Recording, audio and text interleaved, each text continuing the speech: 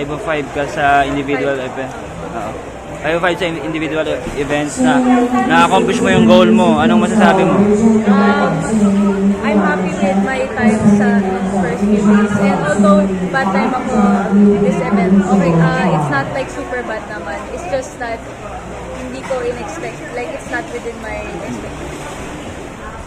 Just in-expect mo ba na maka 5 golds ka rin sa larong pambansa sa Jennifer?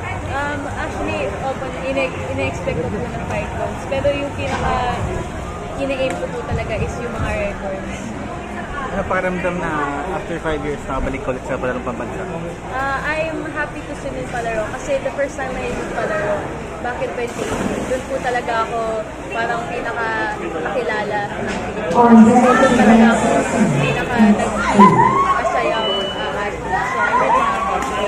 Overall, what's your assessment sa naging performance mo sa mga individual events mo sa larong pambansa? So far, I'm happy naman kasi I think this year, this is my best competition so far. So I'm happy naman. After ditong palarong pambansa, what's next for you? Babalik ka ba? Mag-training ka pa? Or sabi, abroad ka na mag-training? Next month po may CH qualifying po kami. So yun po yung pinag-aana ko. And then after that, around early September, I'm gonna go to the US.